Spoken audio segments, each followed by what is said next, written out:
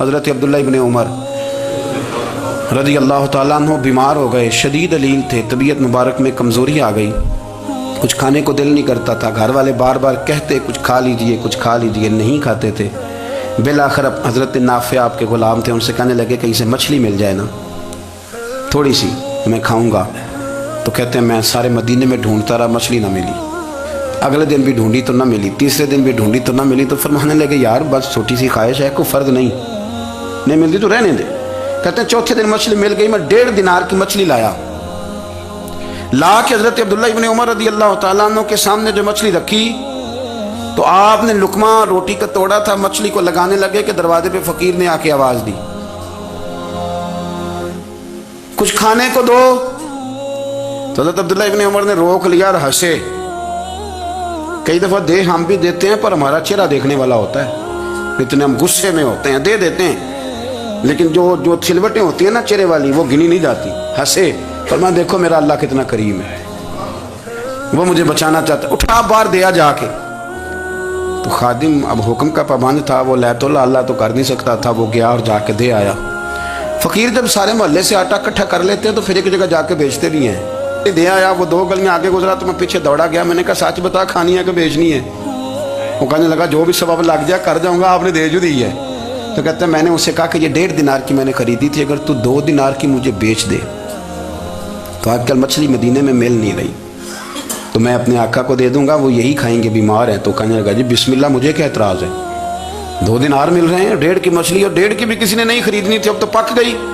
فرماتے میں نے 2 دینار اس کو تھمائے، وہ مچھلی اس سے خریدی اور خرید کر کے میں لا کے حضرت عبداللہ ابن عمر کے سامنے دوبارہ رکھی۔ تو فرمایا یہ کیسے آ گئی؟ میں نے کہا حضور 1.5 کی خریدی تھی اور پھر فقیر کو دے دی، اب اسی سے میں 2 دینار کی خرید کے لایا ہوں، آپ قبول فرمائیں۔ تو فرمانے لگے تم نے اچھا نہیں کیا، اب اس طرح کرو 2 دینار بھی اسے دے اور مچھلی بھی واپس دے آؤ۔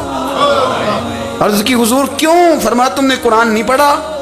حضور پڑھا ہے۔ فرمایا رب فرماتا ہے لن تنالوا البر حتى تنفقوا مما تحبون، تم بھلائی کو اس وقت پہنچو گے جب اپنی پیاری چیز راہ خدا میں خرچ کرو گے۔ امام غزالی نے لکھا ہے، فرمانے لگے دیا، تو وہ حضرت نافع کہتے ہیں میں دینے گیا، دے کے واپس آیا تو کچھ پریشان تھا کیونکہ مجھے بھی 4 دن ہو گئے تھے نا تلاش کرتے، تھوڑی طبیعت میں مایوسی تھی کہ اتنی محنت سے میں نے لایا اور آپ نے واپس کر دی۔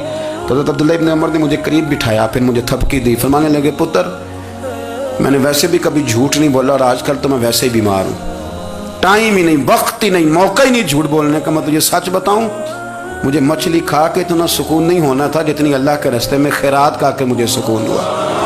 تو تجھے تو میری راحت سے غرض ہے نا کہ مجھے راحت کیسے ہوتی ہے، تو مجھے سکون ملا ہے راہ خدا میں دے، میں نفسانی خواہش پوری کر لیتا تو یہ میرا نفس کل پھر مجھ سے مچھلی مانگتا، پرسوں کہتا نہیں چھوٹے گوشت کی یخنی بھی چاہیے۔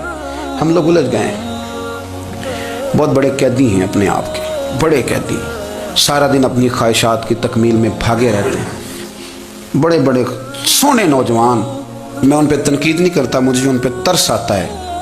جب میں رات کے اندھیروں میں انہیں ٹیلی فون لے کے چوکوں میں کھڑے دیکھتا ہوں تو مجھے رحم آتا ہے، میں کہتا ہوں دیکھو نفس کی خواہش کے پیچھے یہ کیا مثلاً آخر کیا ہے، اس میں ایک عورت کے پیچھے تباہ کر لیا اپنے آپ کو، یعنی زیادہ سے یہ کوئی مقصود ہے، یہ کوئی مقصد حیات ہے جس کو مقصد بنا لیا ہے؟